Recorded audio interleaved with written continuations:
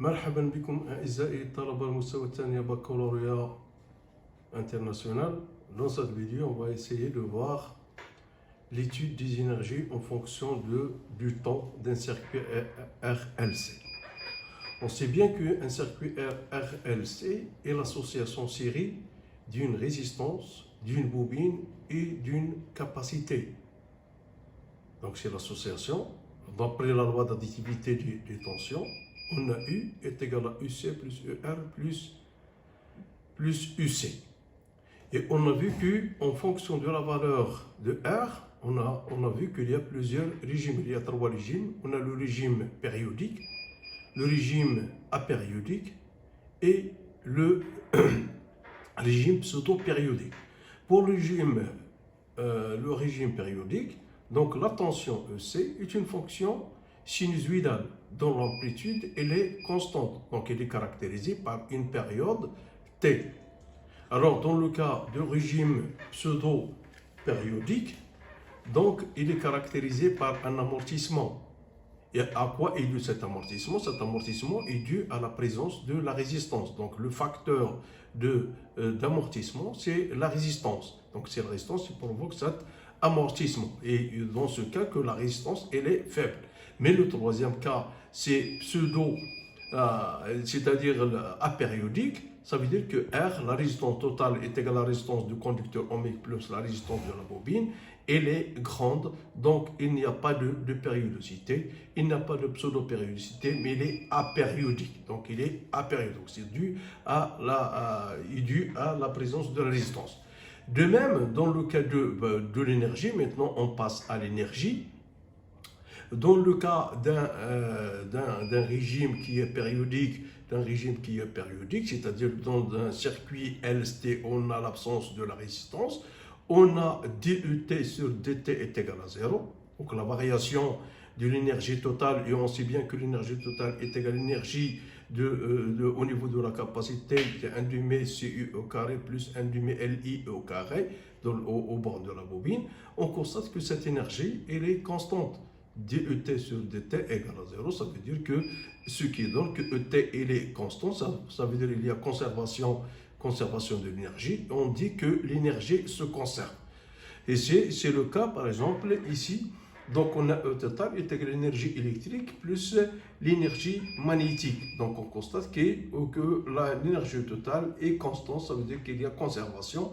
Et on constate qu'il y a échange d'énergie entre le condensateur et la bobine. C'est l'énergie électrique qui est maximale, alors l'énergie magnétique elle est minimale. Et on peut déterminer à chaque instant soit l'énergie magnétique, soit l'énergie électrique. Donc il y a un échange d'énergie entre le condensateur et la bobine, mais l'énergie totale reste constante. Contrairement au cas où on a présence d'un circuit RLC, on constate qu'il y a une variation, il y a une diminution et un amortissement de l'énergie, que ce soit de l'énergie magnétique, soit de l'énergie électrique. Et si on a l'énergie électrique qui est maximale, au fil du temps, on constate que cette énergie est diminue, mais il y a un échange entre le condensateur et la bobine. Donc on a en considération si l'énergie électrique est maximale, ça veut dire que l'énergie magnétique est minimale et vice-versa. Donc il y a une diminution. De même, pour l'énergie totale, elle est décroissante. Donc l'expression pour démontrer cette relation, donc on a E total est égal à énergie de bobine au niveau de la bobine plus énergie au niveau du condensateur est égal à 1 demi CE au carré plus 1 demi LI carré. Donc la dérivée de cette fonction, de cette énergie, elle est montré qu'il est différent de 0, donc est égal à une valeur de moins RT total, c'est-à-dire la résistance au conducteur ohmique plus la résistance au niveau de la bobine, multiplié par l'intensité I au carré. Donc, ce qui implique, puisqu'il n'y a pas de conservation d'énergie, ça veut dire qu'il y a dissipation. Mais quelle est la forme de cette dissipation? Cette dissipation est faite au niveau de l'énergie par effet Joule. C'est une dissipation par effet Joule. Passons maintenant à l'étude d'une énergie en fonction du temps d'un circuit LSC. Le condensateur et la bobine constituent deux réservoirs d'énergie. Donc on a vu dans les chapitres RL et RC que le condensateur et la bobine constituent des vrais réservoirs qui stockent de l'énergie. Mais dans l'énergie totale des circuits LC, donc on a vu que dans un circuit LC, circuit oscillant non amorti, c'est-à-dire il est idéal, c'est-à-dire qu'il n'y a pas de dissipation d'énergie. À chaque instant, on a la somme des énergies électriques et magnétiques emmagasinées soit dans le condensateur ou dans la bobine. ET est égal à E électrique plus E magnétique. Donc il y a un échange. Donc les deux, que ce soit la bobine EM caractérisée par l'énergie EM, soit le condensateur, il constitué par énergie est égal à 1 demi CE au carré plus 1 demi LI au carré. Donc c'est ça l'énergie totale. Mais l'énergie totale dans un circuit LC non amorti, c'est-à-dire il y a conservation de l'énergie. On constate que, d'après le graphe, la variation de l'énergie en fonction du temps, on constate que l'énergie totale elle est constante. Donc on constate qu'il y a un échange entre la bobine et le condensateur.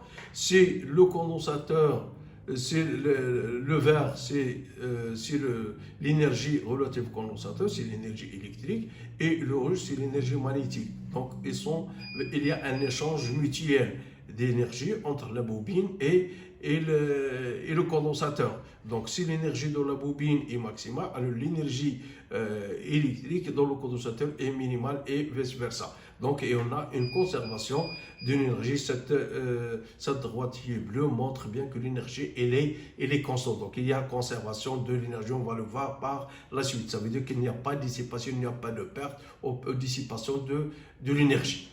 D'après la courbe d'énergie, on constate que l'énergie totale ET est constante. Elle est constante. Et si l'énergie électrique augmente, alors l'énergie magnétique diminue et vice-versa. Donc on dit qu'il y a conservation d'une énergie totale dans le circuit au cours du temps. Donc il n'y a pas de dissipation de l'énergie. Donc on dit que l'énergie est constante. Ça veut dire que mathématiquement, pour démontrer cette relation qui est constante, il faut faire la dérivée. Si vous avez trouvé la dérivée qui est égale à 0, ça veut dire qu'elle est constante. Et ici, elle est constante, ça veut dire qu'on dit que l'énergie, il y a conservation d'une énergie. Donc pour les conditions initiales, lorsque EC est égal à E max, c'est-à-dire lorsque à la charge du condensateur, on a EC est égal à E max et on a I est égal à 0. Donc l'énergie totale ET est égal à 1 demi CU max, c'est l'énergie maximale. Et ça à partir des conditions initiales. À l'instant T égale à 0, on a EC est égal à E max, c'est-à-dire à la charge qui est égale à E de condensateur, et on a I est à l'intensité est égale à, donc l'énergie ET est égale à 1 demi CU CE carré est égal à 1 demi CE carré max. 1 demi CE carré max. Donc, ici UC est égal à 0, on a I est égal à I max. Réciproquement, à la décharge du condensateur, on a l'intensité I est égale à I max. Donc, ce qui implique que ET est égal à E max est égal à 1 demi LI au carré max. Donc, c'est ça l'énergie max. Donc, si l'énergie électrique est maximale, alors l'énergie magnétique elle est minimale. L'énergie totale d'un circuit LC idéal est constante. Elle est égale à l'énergie électrique emmagasinée initialement par le condensateur. Au cours d'isolation non amortie, l'énergie électrique du condensateur se transforme en énergie magnétique de la bobine et vice-versa. Donc, il y a un échange d'énergie entre le condensateur et la bobine. Oui, et ça au cours d'une période, parce que la période dont on a une période dans le cas d'isolation de la tension EC, et on a une période qu'on appelle T au cours de la variation de l'énergie au cours du temps, et que cette période pour les énergies, que T est égal à T0 sur 2 avec T0, c'est la période d'isolation de la tension. Même T, c'est la variation de l'énergie au cours du temps, donc la relation que T est égal à T0 sur 2 avec T0, période des oscillations. Maintenant, on va essayer de démontrer la relation que ET est égal à constante. Donc, pour démontrer qu'il y a conservation de l'énergie, il suffit de montrer que la variation ou bien la dérivée de l'énergie par rapport au temps est égale à 0. Donc, on sait bien que ET est égal à E électrique plus E magnétique est égal à 1 demi CU au carré plus 1 demi LI au carré. Donc, DET sur DT est égal à 1 demi C multiplié par D sur dt de E carré C plus 1 demi L DI au carré sur dt. Donc la dérivée, comme vous voyez, donc DET sur dt est égal à 1 demi fois C fois 2 fois UC DUC sur dt plus 1 demi fois 2 I DI sur dt. Et on sait bien, donc on va simplifier, donc on a I est égal à dq sur dt est égal à C duc sur dt et di sur dt est égal à C d carré uc sur dt carré. Donc on remplace L, C duc sur dt multiplié par C multiplié par d carré uc sur dt carré plus EC duc sur dt. Donc on factorise par C duc sur dt est égal à U L, C d carré uc sur dt carré plus EC. Donc, on sait bien que dans le circuit, d'après la loi d'additivité de tension, que LC d carré UC sur dt carré plus UC est égal à 0. Donc, on a C du UC sur dt, la différence 0. Donc, ce terme est égal à 0. Ça veut dire que l'énergie est égale à 0. Ça veut dire que la dérivée de UT sur dt est égale à 0. Ce qui implique que E est constante. On dit que ET est conservative. Donc, essayez de refaire à titre opposé cette démonstration. Donc ET est constant, on dit que ET est conservatif. Maintenant, on va passer à l'énergie d'un circuit RLC. Comment s'effectue l'échange d'énergie entre le condensateur et la bobine lors de l'isolation libre et amortie dans un circuit RLC. L'énergie totale des circuits RLC diminue. Donc, on a dit dans le cas du circuit LC, donc il y a conservation. Par contre, dans le cas d'un circuit RLC, on constate que l'énergie, elle diminue, comme vous voyez sur la figure. Et ceci est dû à l'existence de la résistance R qui transforme cette énergie perdue en chaleur. C'est ça ce qu'on appelle l'effet Joule. Dans le circuit RLC, il y a toujours échange d'énergie entre le condensateur et la bobine. Mais une partie, donc il y a un échange entre le condensateur et la bobine que vous voyez sur la figure, et il y a une perte d'une partie d'énergie. Alors cette partie d'énergie se forme ce qu'on appelle dissipation d'énergie, ce qu'on appelle l'effet Joule. Et on constate que l'énergie totale, elle diminue au fil du temps. Comme l'énergie totale, il y a un échange d'énergie entre l'énergie électrique et l'énergie magnétique. Donc il y a une énergie, il y a un échange. Si l'énergie électrique est maximale, l'énergie du condensateur et l'énergie magnétique elle est opposée, négative, et vice-versa. Mais elle diminue au cours du temps pour s'annuler. Ce qui est donc que l'énergie totale, elle est décroissante. Donc, ceci est dû à la présence de la résistance. Et qui dit présence de la résistance, il y a dissipation d'une énergie par ce qu'on appelle l'effet Joule. Donc, revenons maintenant à l'énergie totale dans le cas d'un circuit RLC. On a l'énergie totale est égale à l'énergie électrique plus l'énergie magnétique. C'est la même chose, la même expression que dans le cas de LC. Donc, est égal à 1 demi CE carré, UC plus 1 demi LI au carré. Donc, est égal, on peut exprimer soit sous forme de charge.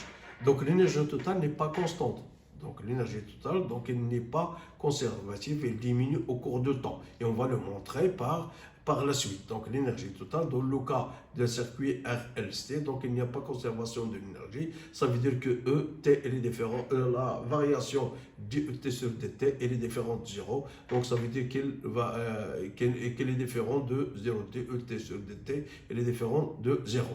Donc maintenant, on va essayer de démontrer cette relation. Donc d'après la loi d'additivité de tension, ce qui permet d'écrire que UC plus ER plus L est égal à 0.